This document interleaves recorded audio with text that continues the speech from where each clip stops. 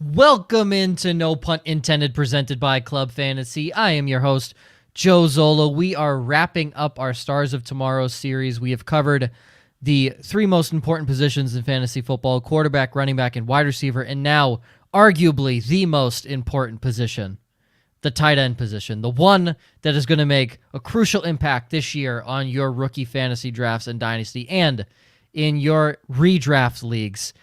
You're going to find guys that might surpass Travis Kelce on this rookie list, everybody. You just wait to hear it. And you want to know why? Because we have Brandon Haye from IDP Guys, contributing with them, joining us, because as you well know, all I'm going to tell you is all these guys scored the same amount of touchdowns as Cole Kmet last season. So Brandon's here to actually provide more analysis than anything Josh or I could. No Ryan this week. We're excited to have Brandon on with us. Let's get into it.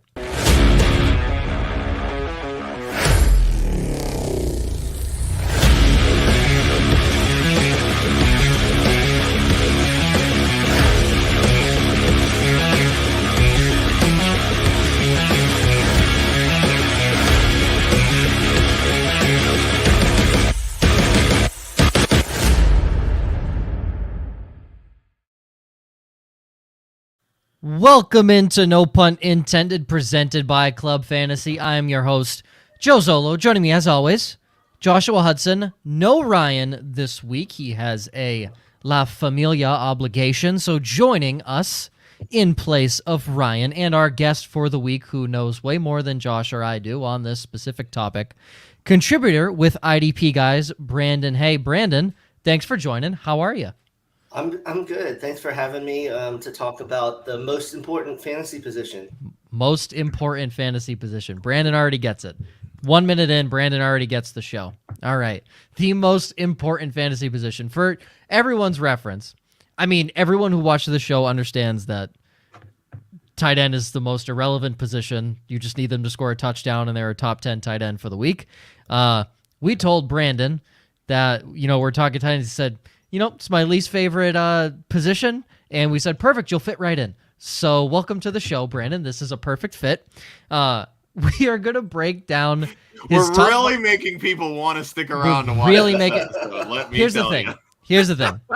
If you want, it is 6:03 Central Time, 7:03 in the East Coast. If you want an hour of comedic relief on the most irrelevant position in fantasy football, but you might be able to snag like a fourth-round tight end, stash him, and maybe he turns into something, because we all know tight ends not named Kyle Pitts don't do anything in their first year.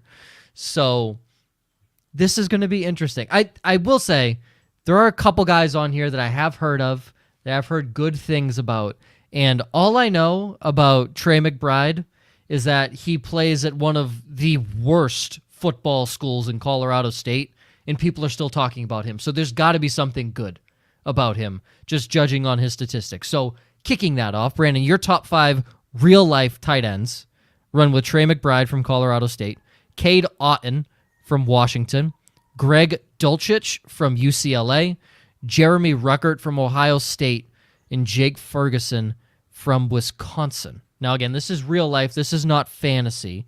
Looking at real life, why Trey Mcbride at number 1 for you? Yeah, I think he's number 1 for a lot of people, but this isn't a great tight end class, even though, most classes aren't great tight end classes, like you said. It's Kyle Pitts and a lot of, I guess Pat Freiermuth, but a lot of other guys. I feel like, at least real life, you need tight end to be able to block so he can get on the field. Trey Mcbride is a huge individual. He's a nasty blocker. He had some nice receptions last year. Only 1 touchdown, which is a little concerning. But like you said, Colorado State isn't very good. So maybe you can put that on that. But yeah, kind of by default, he's top of the board for me. I mean, Josh, look, he had over 1,000 yards and 1 touchdown last year. I mean, look, that's Kyle Pitts, right? That's a home run for some team. So let's put it in the ether, guys. This is the next Kyle Pitts. Hey, Josh, who's he better than? Cole Kmet. One more touchdown than Cole Kmet, baby. One more touchdown than Cole Kmet. I mean, it's unbelievable. I'm gonna, just to wrap up the show, we'll do a lot of Cole Kmet jokes, but his comp Trey McBride's comp, is Heath Miller. Any feeling or resemblance in his game you feel, Brandon, of Heath Miller? I think Heath Miller might be more athletic, but I mean, in the sense of a really good blocker that if you get him on the right team can score some touchdowns and, be like a dependable tight end. Yeah, I could see that. He's not going to be flashy like, Gronk or any of those, but he could be dependable like Heath Miller. I've seen him comp to Dallas Goedert on, I think it was Player Profiler. Or Player Profiler has him as Heath Miller. Okay, so then it's PFF who has him as Dallas Goedert, or shades of Dallas Goedert, excuse me. Which, I mean, I can kind of see just coming from the small school side of things and being a large part of the offense. Like, when we were doing our mock draft show on this past Monday with myself, Ryan, and Kevin from Devy Royale, we talked a little bit about Trey McBride and obviously the big thing was market share, right? I mean, he literally was Colorado State's offense. 1,100 yards receiving, fantastic. But if you're the entire offense and you're only scoring one touchdown, that's the big concern for me. Because, like, when you look at Dallas Goedert, as good as he was at South Dakota State, and he was a huge part of that offense, 2 straight years to close out his career there with over 1,000 yards, he had 18 touchdowns in those 2 years. So that's the big disparity for me when I look at like Trey McBride versus a Dallas Goedert, or really a Trey McBride coming into this class being compared to just about anybody. It's like, is he struggling in the red zone in these instances? Can he just not get open and separate? Or was Colorado State's offense just really that bad? So there's a few different ways I think you can look at it. I mean, he did have 8 combined touchdowns in 2 years prior. So, maybe it was just the byproduct of this past year. Maybe it was an anomaly. I don't know. But, Ryan likes to say all the time, landing spot still matters, even though some people don't want to admit it. So I think that's something to keep an eye on. I will say that Colorado State did run the ball a lot down there. They had a pretty bulky running back, so just try to pound the ball into the end zone. So, but still, you would expect with 1,000 yards more than one touchdown. And I believe he had an interview about it too. And so it's been brought up, not just in the fantasy community, in like real football, and I don't remember his answer. It was something like, I think I can score more, something simple like that. But yeah, I mean, it's been brought up.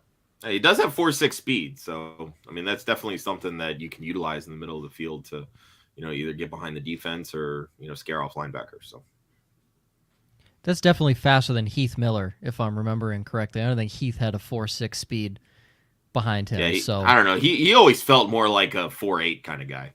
Yeah.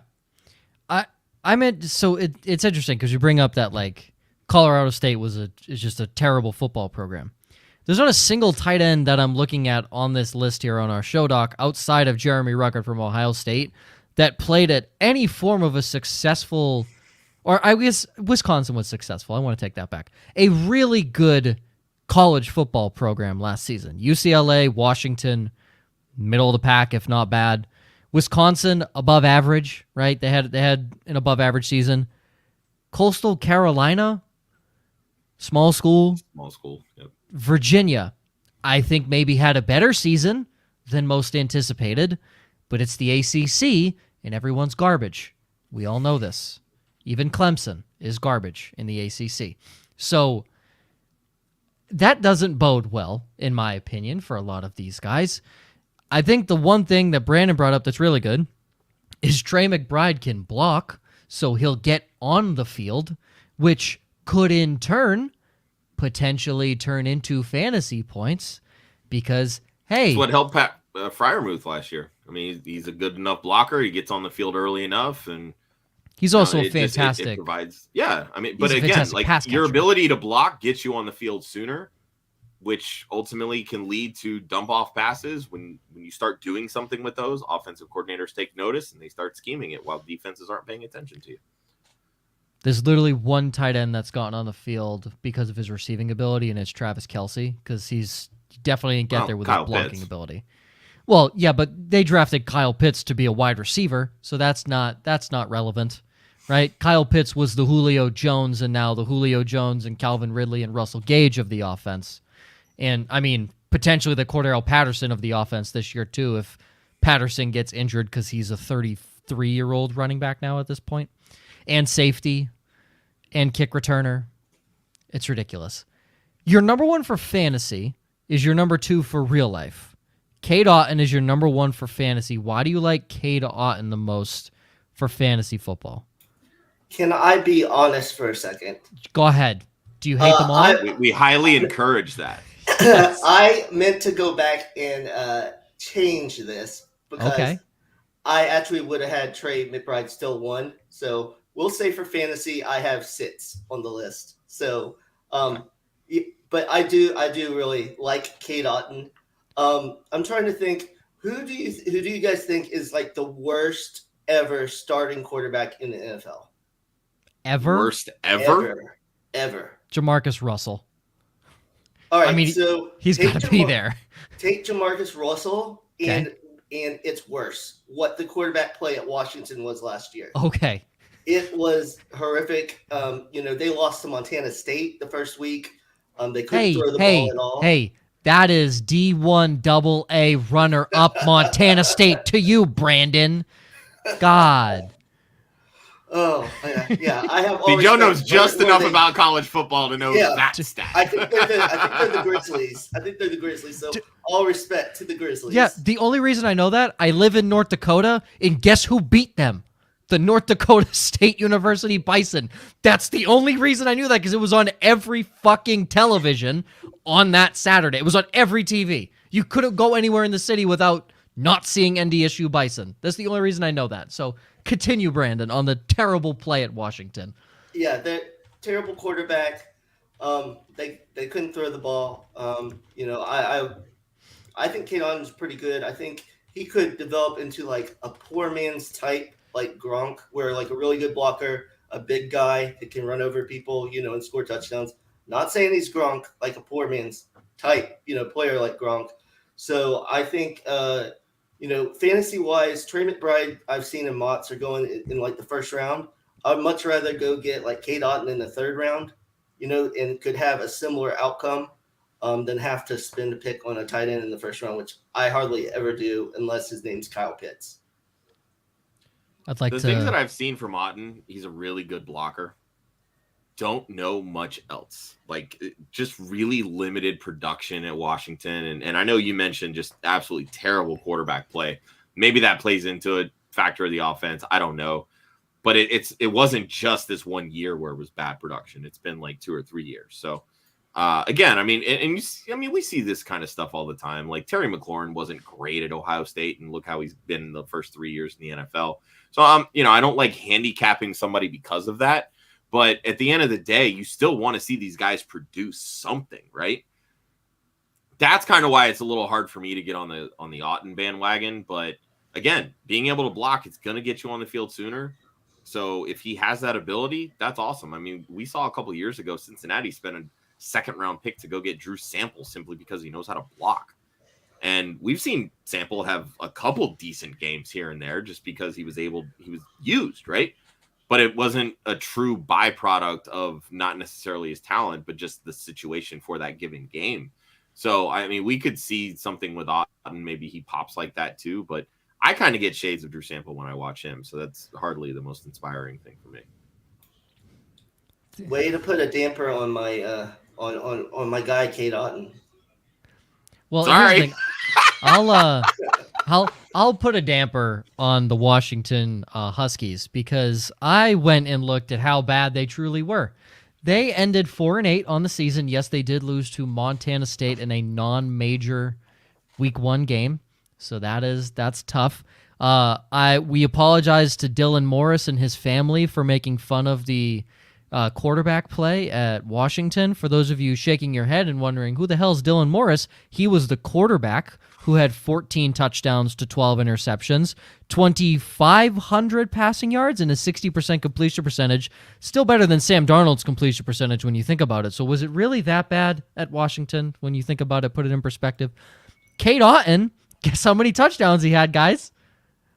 1, which is a million times more than Cole Kmet. So that's all that matters to me. Cade Otton is draftable in redraft and dynasty. But legitimately, the leading rusher for Washington, 434 yards. He averaged 3.9 yards a carry, didn't even hit 4. And their leading receiver was Jalen Mcmillan, who had 470 yards and 3 touchdowns. They were not a good football team. Yes, they were very bad. I know Otten missed a couple games. He might have just done that because he didn't want to play on such a crappy team. Yeah.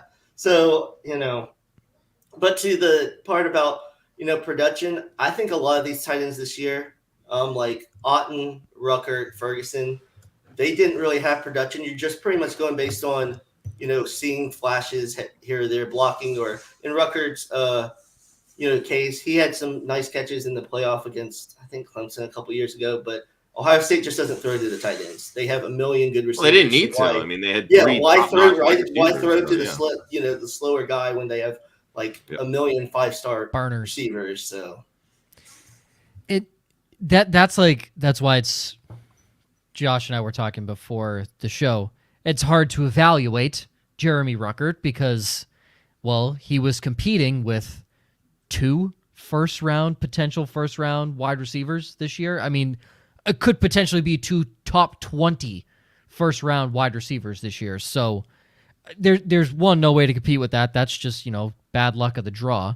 But he'll be interesting. I don't know. Wisconsin produces weird guys in like strange positions. So maybe Jake Ferguson can be good. Honestly, I don't know anything to say here because we're going to say the same thing about all these guys. They can probably block. They all played at terrible colleges. They had stats, kind of. Let's see where this goes. And Brandon, if you were willing to put all your money, you had to pick one guy. You are required in the upcoming rookie draft to take a tight end. It was the 101. It was a requirement. Your league put you through hell. They held you at taser point and said, you have to take a tight end in the first round or we taser you. Who are you putting all your money on at the tight end position if you needed a guy? Now, I'm not saying to produce this year, but in year 3, who do you think of this tight end class you would put all your chips in on at 101 if you were held at taser point by your commissioner? Do I get to just get tasered? Is that you can if you choose. What if they're pointing it at your eyeballs? Do you really want to get tasered at that point? No, not your eyeballs. I was thinking a little lower.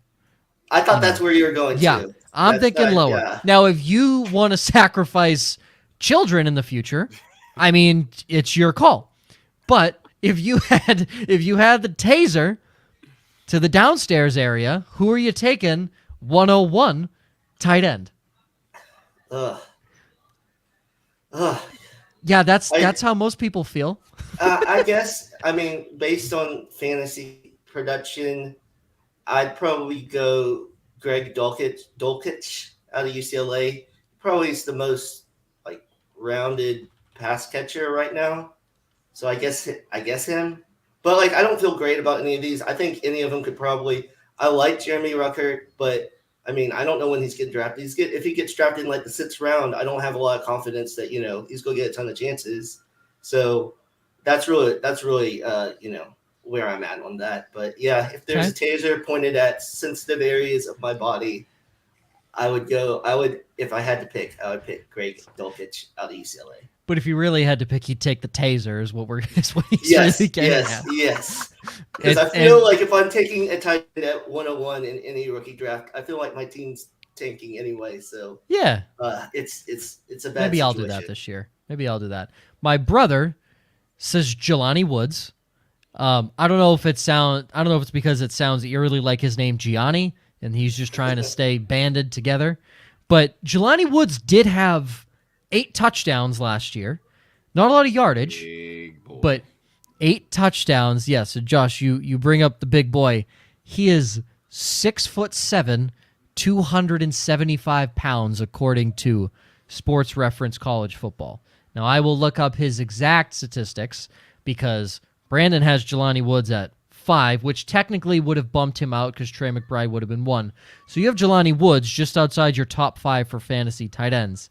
Is that because dude is an actual walking brick wall, or he actually has some skill behind all that size? He has some skill. I'm going to be honest. I didn't watch a lot of Virginia during the season, so I've kind of watched a couple of his, games in the offseason, and he looked really good at the combine. But being that big, he's not a good blocker. He's not overly physical. He's athletic. So that's my only thing. Like we said, as a tight end, they kind of need to be able to block somebody usually to get on the field. That's kind of my, conundrum with him. And actually my number 3, Isaiah Likely, neither of them are good blockers. Isaiah Likely, I kind of comp to like a Jonnu Smith for the Titans, kind of like, you move him around, but he's not like a great blocker, but athletic. But both of them, good receivers, but without the ability to block, unless someone is willing to just like put them out there every play they're out there and know that they're just going out for a pass and not blocking. That's, really what drops them down for me. My big thing with Jelani Woods, you have to have patience with him. This guy was a quarterback initially before even transferring to Virginia and then playing the tight end positions. So, just from that perspective, no, he's not going to be a good blocker right now. He's probably not a very good refined route runner either. Like, he's just athletic enough and big enough that he can just bully linebackers and safeties and make plays where he needs to make them. So I think you're kind of looking at like a Logan Thomas type or a Tyree Jackson type project where he's going to come in and has that athletic ability to ultimately become a difference maker at the position. But teams have to invest the time in developing him and giving him the time to do that. So I wouldn't be shocked if he ends up as like a tight end 3, like bouncing back and forth between practice squad and active roster throughout game days, throughout like probably the first 2, maybe even 3 seasons of his NFL career. And that's going to make him he's basically going to be sitting on a ton of taxi squads in Dynasty for a good long while. The main reason I had him as 5, well, technically 6, is just based on his size. Like if some team wants him to develop him, but say, let's have him at this roster to throw like 3 jump balls in the end zone, every week when they're in the red zone. That's, kind of, he's one of those guys that I kind of put him in there because most of the tight ends aren't going to do much. So if someone's willing to like just throw to his humongous body in the end zone, like we said, if you get a touchdown as a tight end, you're a top 10 tight end that week. So for fantasy production, at least, that's why I put him on the list. If you're a big workout person, Jelani Woods ranked inside the top 10 percentile of 40-yard dash, speed, burst, and catch radius. The only thing he didn't rank inside the top 10 was agility score. He is 6'7", 252 pounds. If he was agile, he might be the number 1 tight end because at that point, that's just ridiculous. But yeah, again, I kind of look at him as like the Malik Willis of this tight end class. Like, probably has the highest ceiling if he can put it all together simply because he's so athletic, but he has such a low floor that it makes him really hard to be like, all right, I'm going to make sure I draft this guy. His pro comp is Ed Dixon, which I don't hate because Dixon had some solid seasons. Dixon had respectable. Let me rephrase that. Yeah, he had some respectable seasons. Dixon is also 3 inches shorter than Jelani Woods. But, I mean, like, I can remember points in time in fantasy football where you looked at your roster one week, saw Ed Dixon on the waiver wire, and said, yeah, he has a good matchup, and I am perfectly comfortable putting in Ed Dixon. Now, that wasn't early on in Ed Dixon's career, but at a point in time when he was opposite Greg Olsen in Carolina, if Greg Olsen was down when Cam Newton was throwing well, Dixon was the play. At points in time in Seattle, I mean, he was playing opposite Jimmy Graham at points, and Russell Wilson would look his way. So if he can develop into something like that, that's great. We're going to go down a rabbit hole here. Ed Dixon's comparison, Eric Ebron. So he is like LinkedIn's second connection to Eric Ebron when you think about it. So as long as he doesn't have Eric Ebron's bricks for hands, that's he a had good 5 sign. drops last year, so there's that. Okay, well, hey, maybe Eric Ebron is a great second connection player profiler comparison to Jelani Woods. Now, if we're talking third-party connection, Ben Watson, which I love. Ben Watson. Don't you roll your eyes at Ben Watson. Did you know he ran a 4.57? Because I didn't. He was a beast. He ran down Champ Bailey in that playoff game on that interception for the Patriots. So you want to know why? He always has that. You want to know why? He's a beast. That's why. Ben motherfucking Watson out here. For what, Super Bowl in 2004? Back on the Patriots in 2014. Run it back.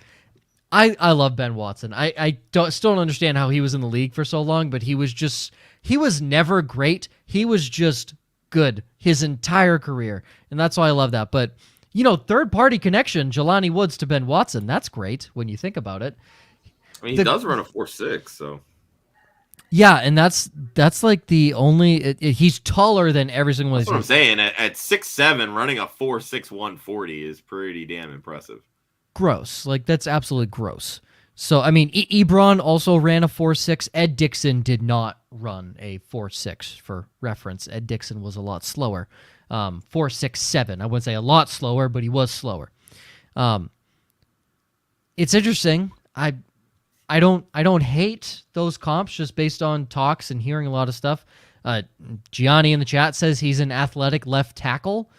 Hey, if he becomes the next Jason Peters, sign me the fuck up.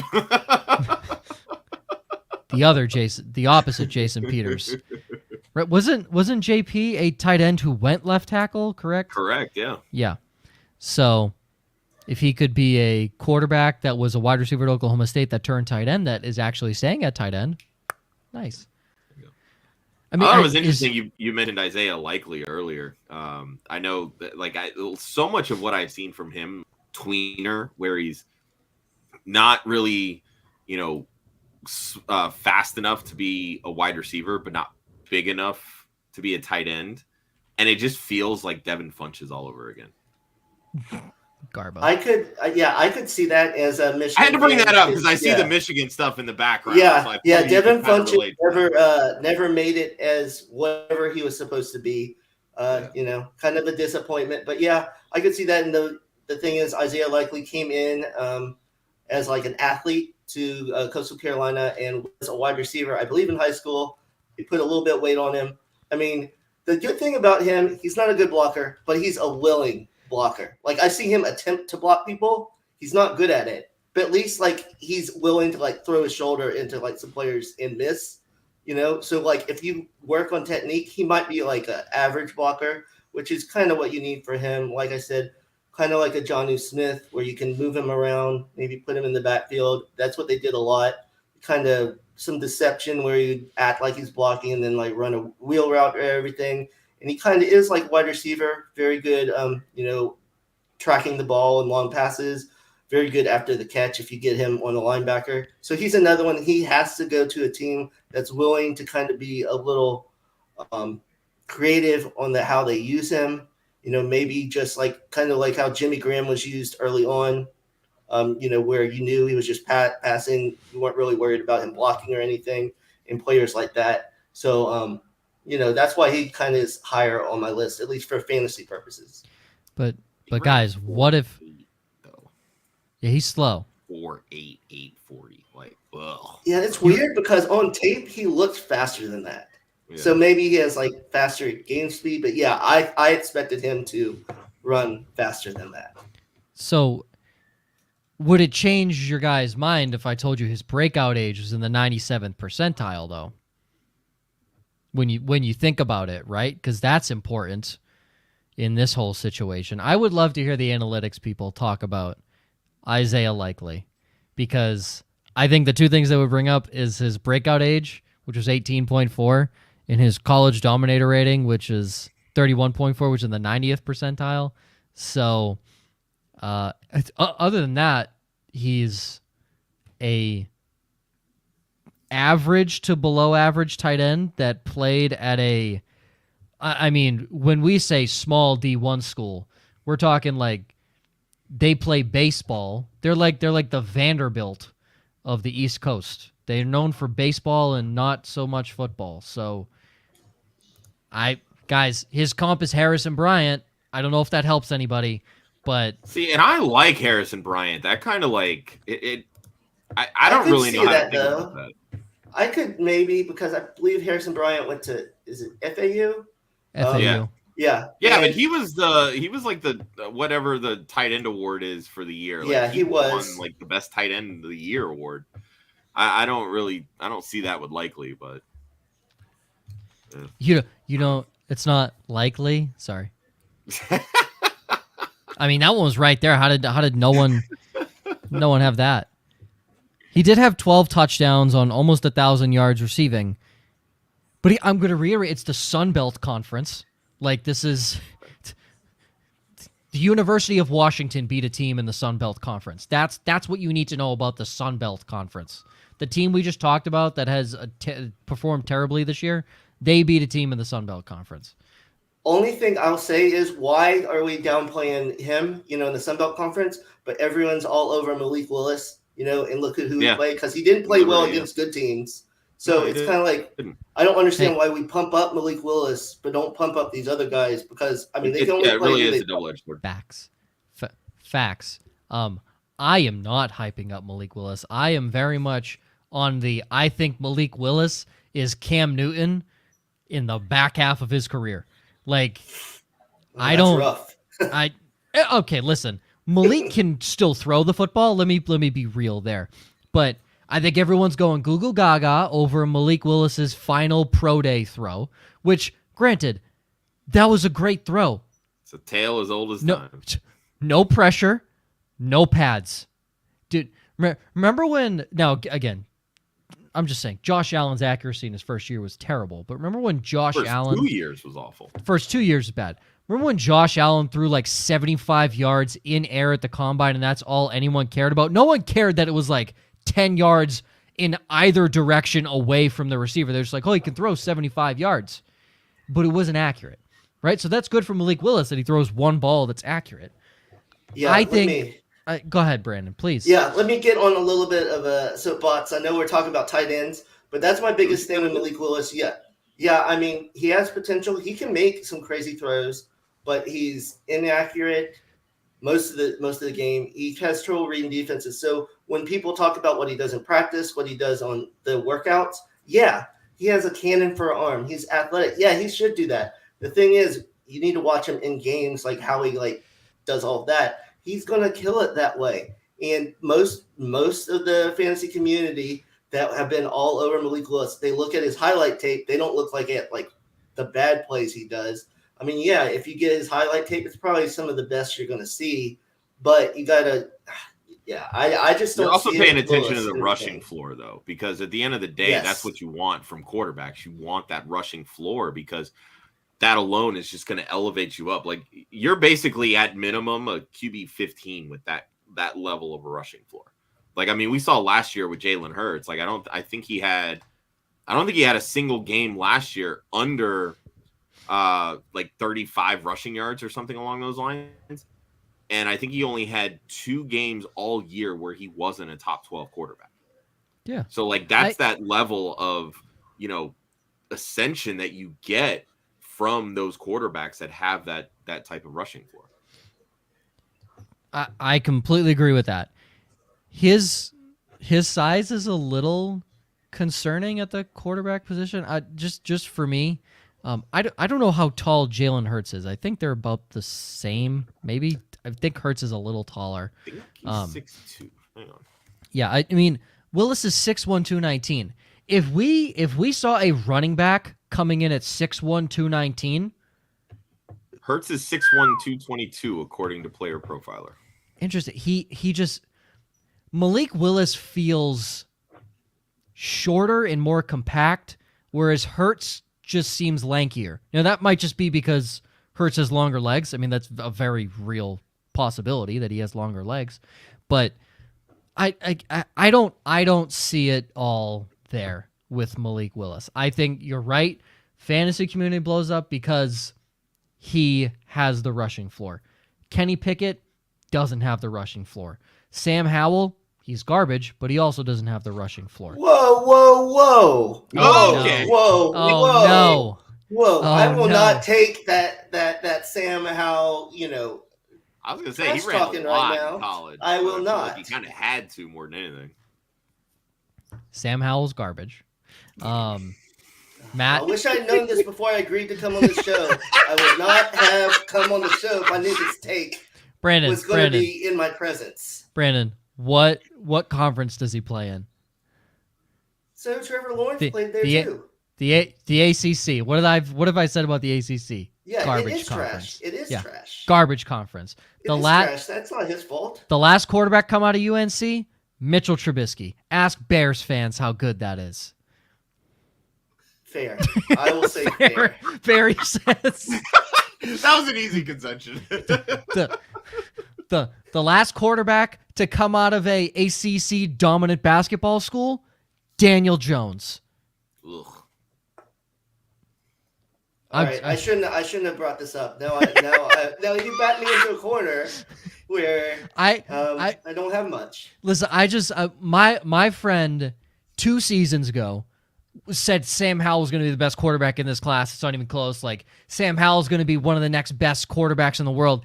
And he completely flipped the script this year. He said Sam Howell is garbage. He didn't even have him in his top 5. So I told him that his predictions are absolute bullshit. He said Daniel Jones would be the best quarterback in the class that he came out in. So, I mean, Sam Howell... Does he watch football? I mean, he watches the most... The class really wasn't good. He watches the most college football of anyone that I know personally. So, but here's the thing.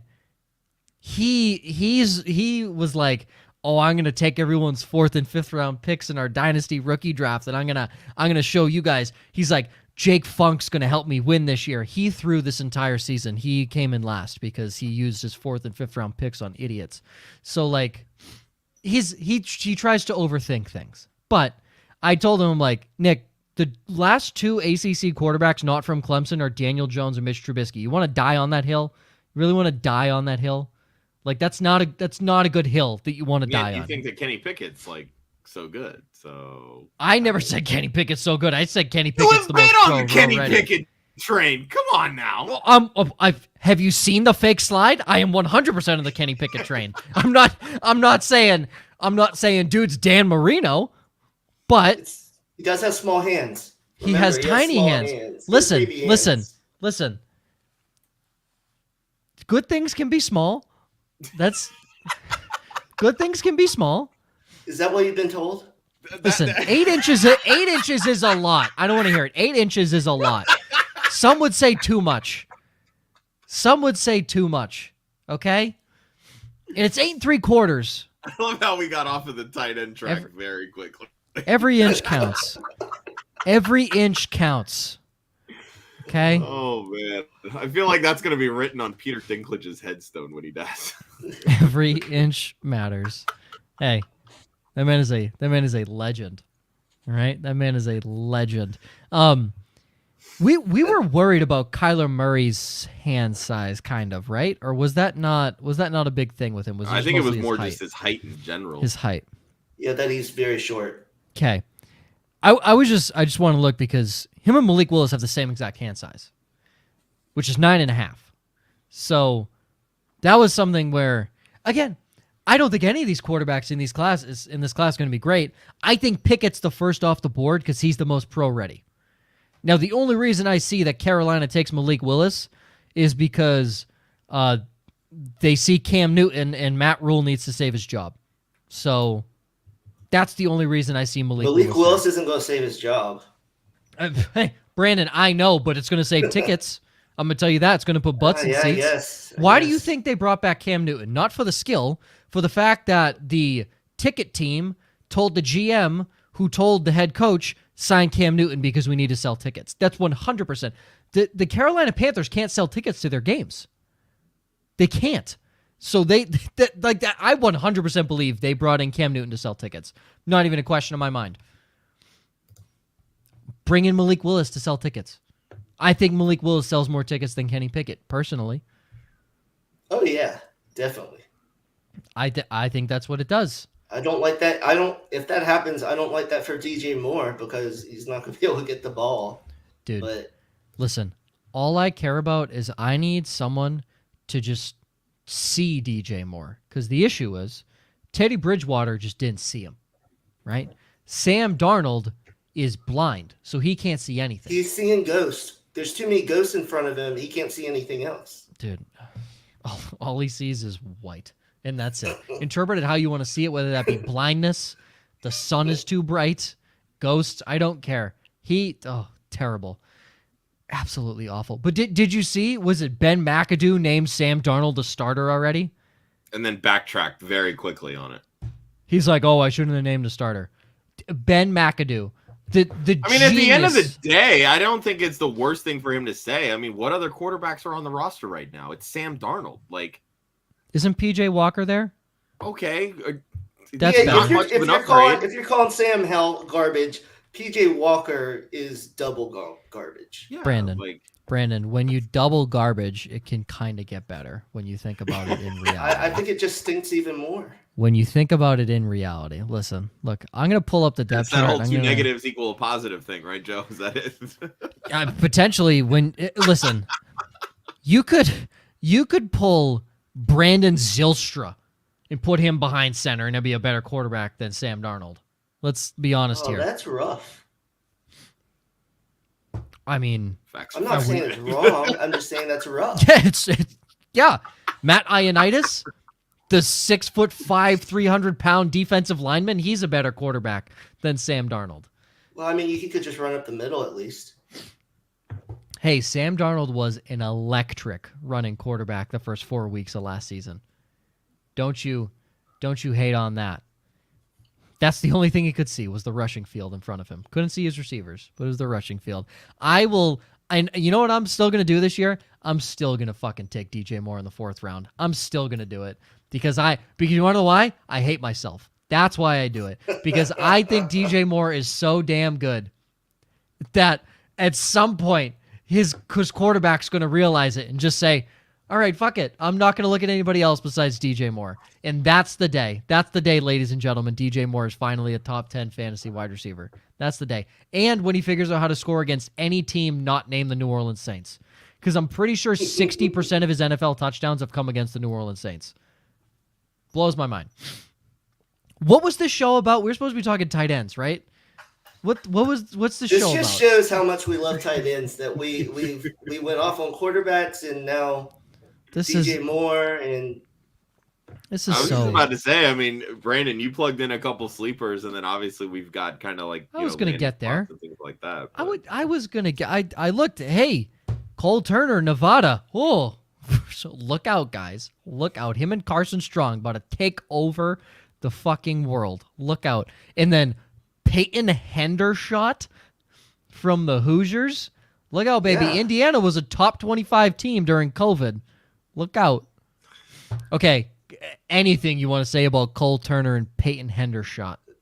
Cole Turner, kind of my same thoughts on someone like Jelani Woods. Not as athletic as Jelani Woods, but he's a huge guy. Pretty much he ran like 2 routes at Nevada, like fades and like seam routes. So you just kind of like threw the ball up to him. So if someone wants to kind of use him that like that, I could see that happening. Peyton Hendershot, he's probably like a poor man's of all these like guys I mentioned that can block and catch.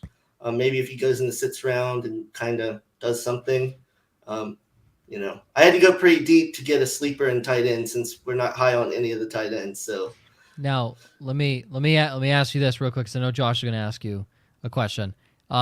Does the comp Garrett Graham for Peyton Hendershot really help anybody here? He played for the Texans, right? Maybe. I don't know. His profile pictures him in a Broncos jersey. So,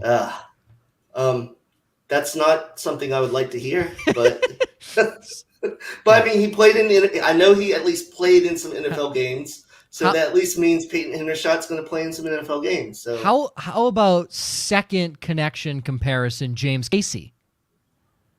I mean, whose best comp is Garrett Graham. So we're in a loop here. Like it's so bad. It's so bad. Man. Who's the kid from Nevada? I already forgot his name. Cole Turner's comp is Tommy Sweeney. They all suck. Every single one of these guys. That's another spring on the Bills or something. Yeah, and he's an ACC guy from Boston College. I know how you like the ACC. Okay, the only people I like from Boston College are linebackers. They somehow produce linebackers. I don't get it. They're really good at producing linebackers and just front seven guys. Those are the only guys I will ever accept coming out of Boston College if someone says they're good, is if they play the front seven. I'm sorry. I'm looking at this guy's name and forgetting it. Cole Turner. I want to look up Tommy's basic name too. How are you forgetting this? Because it's basic and it's not Jelani Woods and he's not 6'7", 260 pounds. Oh, okay. Tommy Sweeney's comparison is Brent Selleck. That makes me feel better. Right? Kinda. Yeah, Cole Turner's not going to turn into Brent Selleck. But we don't know that. Because I'm pretty confident that he's not. But when you think about it, is casting the die with this one. When you think about it, third degree connection, Vance McDonald. Could he? Farm heard around the world. Yeah. That's could he? Vance McDonald, 6'4", 270 pounds. That is a big man, and that is none of that is fat. That is all muscle, as shown by his. What was this? It was called Stiff Arm Heard Around the World, right? That's what Josh said. This show, oh God, tight ends are so bad. This is. They're a necessary evil in fantasy football. I don't know if you guys play in any of these, but I'm in a fantasy league where you have to start 2 tight ends. It is horrible. Do they hate you? I think they do. Good Lord. I wouldn't wish that upon my worst enemy. Jesus. And I forgot that it was a 2 tight end league during the startup draft. So I'm near the end. I don't have any tight ends. So I was throwing out third string tight ends during the season just to it was horrible. So is Travis Kelce the 101? Because at that point, I mean, he was really high, higher even than a normal startup. Yeah, so he was. I would think the positional advantage that you would get in that instance, because you have to start 2 of them, would drive the cost up, almost like in Superflex. That's the only league point in time I would draft. I might draft Travis Kelce in the first round. That's ridiculous. Okay. Teams with biggest needs. Here we go. Now we're talking NFL football, and now I can make fun of these teams because this is all this show is about, is making fun of the tight end position. Actually, no. Josh, I know you have a question, and I apologize I forgot about it because it's not written down here. There's someone named Jalen Weidermeyer who is 2nd on PFF, 12th on ESPN, 14th on another site, not even here on Brandon's rankings. He could be the most all-over-the-place person. Josh, why do you like him? Or it wasn't even so much that I like him personally. I really just kind of wanted to get Brandon's opinion on Weidermeyer, just because of the vast range of where he's ranked when it comes to real-life NFL and even fantasy. I mean, DLF has him consensus tight end 4. Then you look at ESPN where he's tight end 12. So I just kind of wanted to get your opinion on Weidermeyer and kind of where you see him fitting some of his strengths and weaknesses. Yeah, so I have him as tight end 8. I actually had him higher, but he did his pro day at Texas A&M and ran a 5 point something. And you want me to tell you? He ran a 5.02, which is in the 2nd percentile amongst tight ends. Gross. And I believe his athletic testing was really bad. I know it's just the testing, so that's not totally, but watching his film too, he's very inconsistent blocking. Sometimes he's a really good blocker, sometimes he's not. He doesn't really run great routes. He's athletic enough. I don't know. That testing though, I thought he would run not that bad. So once he ran that bad, it kind of put some red flags up in that athletic testing, because teams kind of want their tight ends to be athletic now. They don't want just the huge guys that can't move. So I think he might drop down based the tight ends running faster than that. The the reason I love, and I mean love in the exact opposite way, Pro Football Focus, the first sentence about Jalen Weidemeyer. He ended up en route to a 21% dominator rating as a true freshman. This is why PFF can go shove one. Because Deontay Harris is the wide receiver 2 to them. And not, Devontae Adams, Cooper Kupp, Keenan Allen. You could list maybe 119 other receivers before Deontay Harris that you would put at 2. It makes no sense, right? Yeah, and their comp to him, PFF's, is Chris Herndon. That is an absolute slap in the face to Chris Herndon. like Chris Herndon was so much more athletic at UM than Weidermeyer. I'm still waiting for that Chris Herndon breakout though, because we all are. When he went to what, Minnesota, and I was like, I think I actually traded for him. And it was a bad mistake. And I was like, eventually someone's going to use this guy. He's so athletic. Imagine the electric blocking tight end duo of Irv Smith Jr. and Chris Herndon. Name me 2 better blocking tight ends in the same team. I actually think Herndon was a free agent after this past year. So he's not even on the team. Johnny Munt's the backup. Yeah, they signed him from LA when O'Connell took over. Yeah, Johnny Munt actually, and that's played why well. that's why I threw Minnesota. Where is Chris Herndon now? Does anyone know? He's a blocking tight end though. That's all he is. I don't believe he's signed anywhere. I don't think he's signed anywhere either. It's sad. He had a few good games his rookie year. I do remember that because I played him a couple times. Maybe he'll end up in the USFL. Dude, the USFL could use a lot of help right now with their skill position players. So, might not be a bad idea. I would say, I did enjoy watching the USFL. Now, that might just be because it's been 2.5 months since football's been on. But I do have to say, I feel like that happened the last time too. Like with the AAF, there was a lot of hype for the first couple games because it was that that itch for football to finally be back, and then you realize the product is just kind of meh, and then the ratings. I felt like the AAF looked better. Like those USFL games, I would watch them, but it looked really not great. Yeah, so I've said the AAF had more time to practice, I believe, and then I also think the AAF too. The reason they died off so fast, I mean, they literally couldn't pay their employees, so if I'm not mistaken, the whole league was set up with the idea that the NFL was going to invest in them like a minor league. Yeah, and they feeder were program. Banking on that financing that never came in, and that's ultimately why they folded midseason. Yes, because the guy who started it and ran it was banking. He was spending money he didn't have, which folks out there, don't do that. Children, do not spend money you don't have, those watching.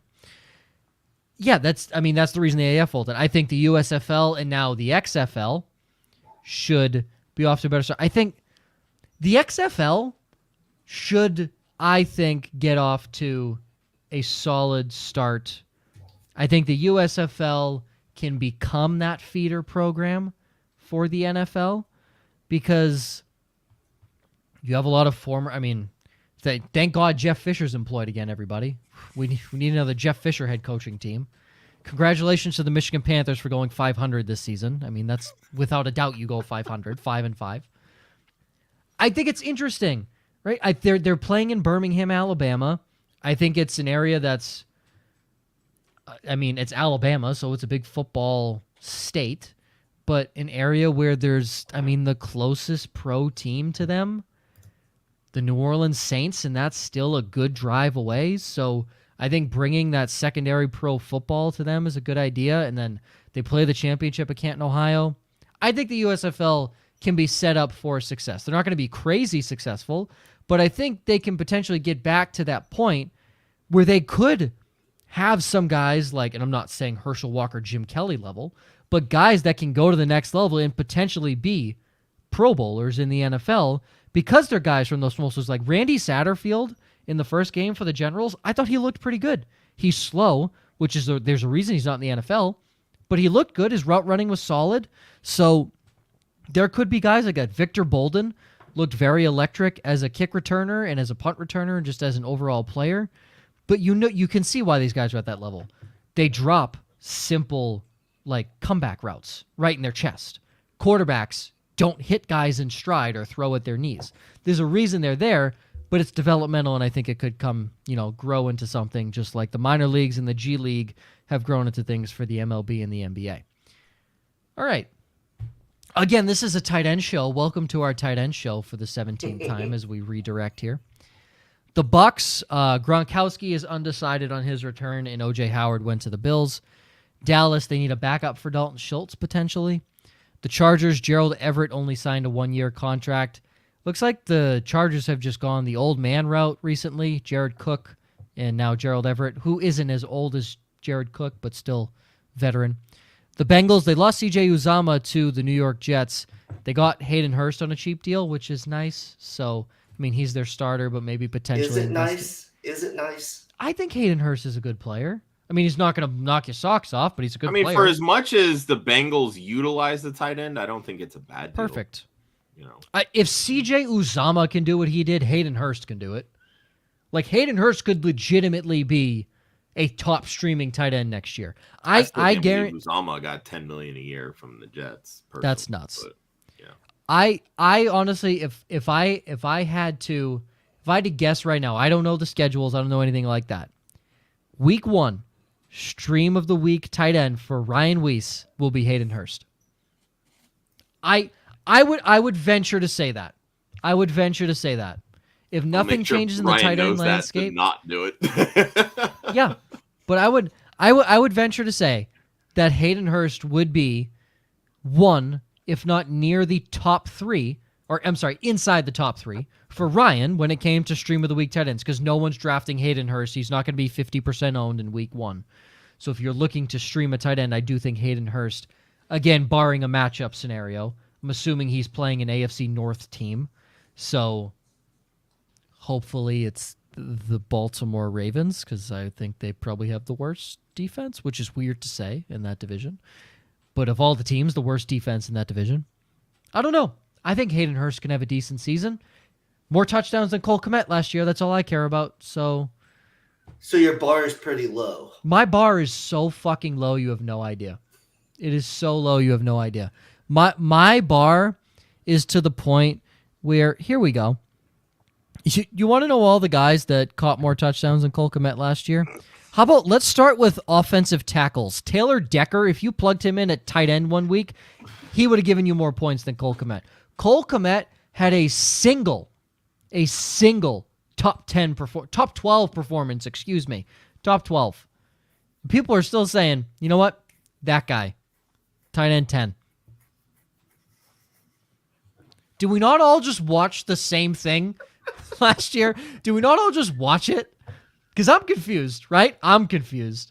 If I was watching a different NFL than everyone else, where Cole Kmet caught the touchdowns that Jimmy Graham caught. But as far as I'm concerned, Jimmy Graham had a 1/6 of the targets that Cole Kmet had, still had more touchdowns.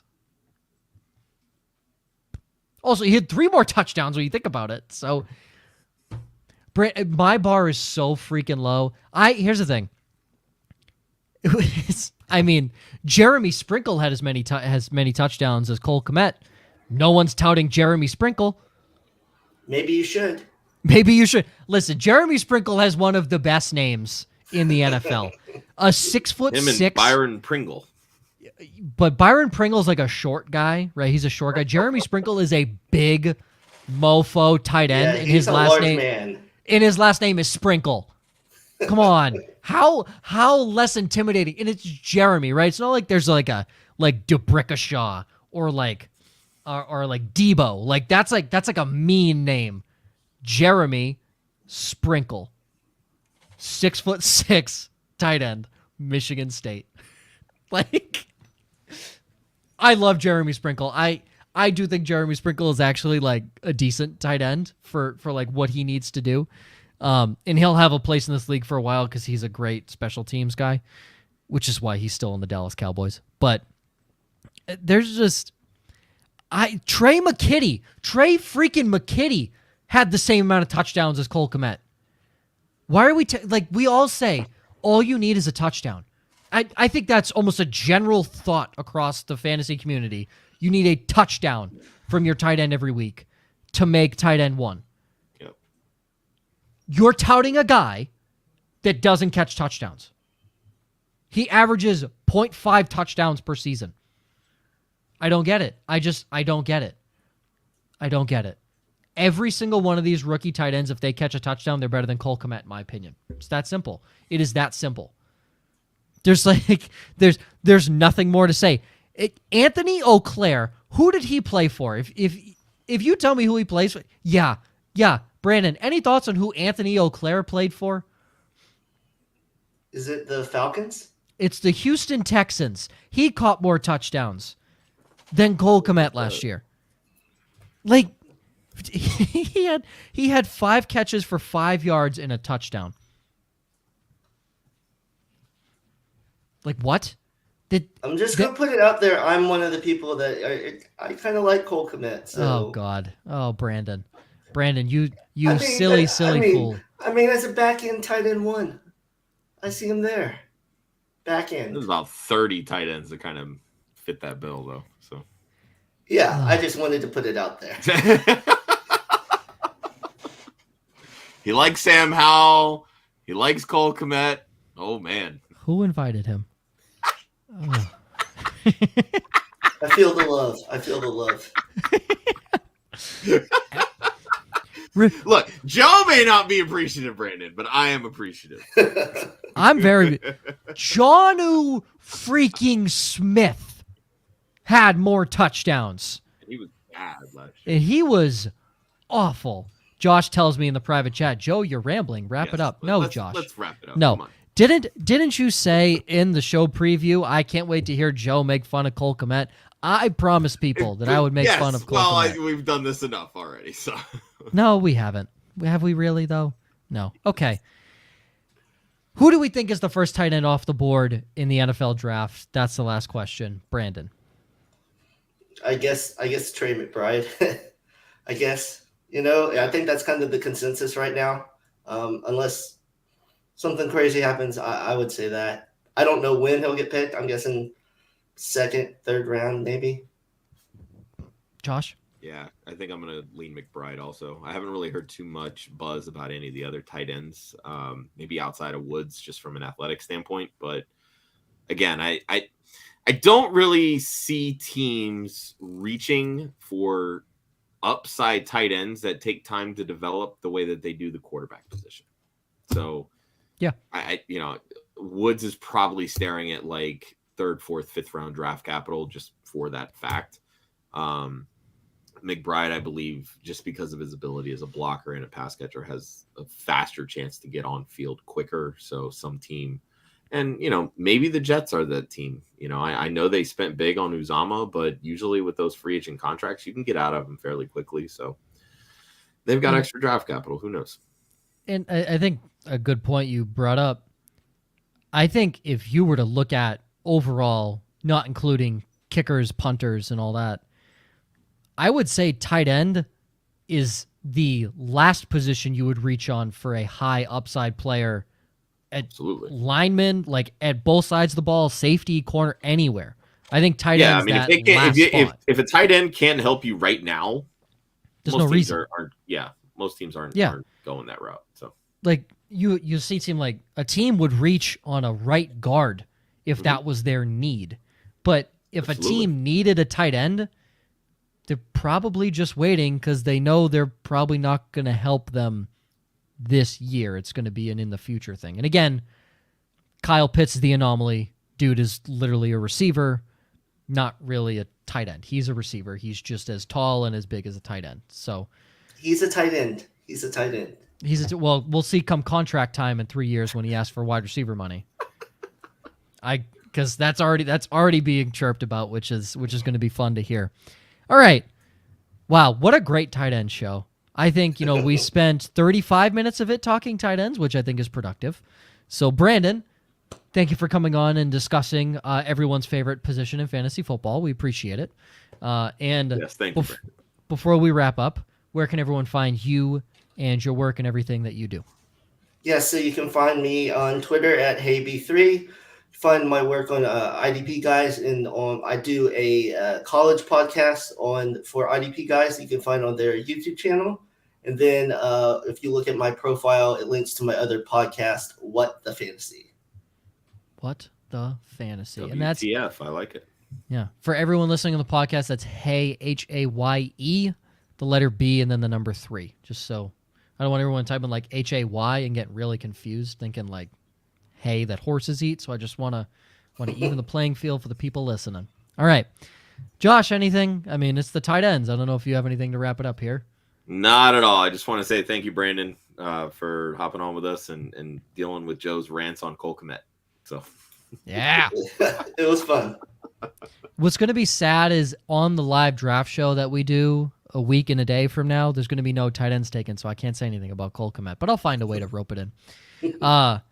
But Mock It Like It's Hot just dropped on Monday. If you missed it, check it out, YouTube page. We did a Superflex rookie mock draft with Kevin Coleman from Devy Royale and Football Guys, who was on our quarterback show. So great little show, fun time. If you are starting up or anything, or if you're looking to understand more Dynasty rookie drafts, just gives you a good understanding of where some of these guys are potentially going. So you know if you might need to reach for your guy if you're later in the rounds, earlier in the rounds, whatever it may be. And then next week is our second annual. We'll also be doing another rookie mock. Oh, fancy. Next Monday, we're doing another rookie mock next week with Angelo from AngeloAnalysis.com. Oh, we love Angelo. Haven't had Angelo on in a while, so good to see Angelo back. His work schedule is very all over the place. I imagine. Next week is our second annual NFL mock draft show. Some of our writers, industry friends, us will join in, and we essentially are going to predict the entire first round to its entirety. Trades, picks, exactly. Oh, we're doing trades too? I didn't. No, we're not doing trades because like 7 of the picks are only going to be right. Right. And 7's generous. Like that's people still don't even know who's going 1. Like most people know at this point who's going number 1 overall. It's still a coin toss. So there's odds are none of our picks are correct, but we're going to talk about them and it's going to be fun. We did it last year. It's a lot of fun. It's fun because you get a lot list of the guests, Joe. Do I want a full list of the guests? Yeah, I'll read them all off right now. Yeah, sure. Go for it. All right. So obviously you, myself, our other co-host, Ryan, will be with us. One of our newest writers, Austin Amendolia, will be joining us. Joel Worth, one of our writers. You've seen her on one of our shows before. Britt Flynn from Lightning Round Fantasy and Fantasy Alarm. Joe Pepe from Fantasy Data and Triple Play Fantasy. Nate Markham from Fantasy and Frames. Luke Sawhook. We all know Luke. He'll be joining us again for the second year in a row. And go ahead, Joe. And who? Linda. Oh, I didn't know. I was gonna say all you guys need to know is Malik Willis is going at 20 to the Steelers because right. If Luke's on the Luke's on the stream, absolutely. Okay. That is happening next week. Super exciting. We all love those shows. I get to wrangle in 9 people at the same time, which is a lot of fun. And then, of course, next Thursday is our live NFL draft show, which I think is year 5 now at this point, the 5th annual live stream of our NFL draft. We are partnering with IDP Guys, doing a joint stream. So some of their contributors along with ours and also industry friends will be talking throughout the draft, breaking down each and every pick throughout the first round. We do it from a fantasy perspective. So Mel Kiper and all the bigwigs at ESPN, NFL Network, they do it from a football perspective. We're going to tell you how this actually impacts not just the player that was drafted from a fantasy perspective, but the quarterback that the receiver now gets, or the running back that the team now gets, or potentially the weapons around that person that just got drafted. So different angles. We're super excited for our 5th season and to be, of course, doing it with IDP Guys. For the One Hudsonian Josh, for Brandon at Haye, HAYEB3, For Ryan, who is not here, at the Fantasy 5. Myself at Joe_Zola. You can follow Club Fantasy on Facebook, Twitter, and Instagram at Club Fantasy FFL. The URL is clubfantasyffl.com. Always remember, defense wins championships. Offense wins fantasy football. We will see you next week for our second annual NFL mock draft show with 9 guests on the show, including Josh and Ryan. It's going to be a fun show. You don't want to miss it. We will see you next week.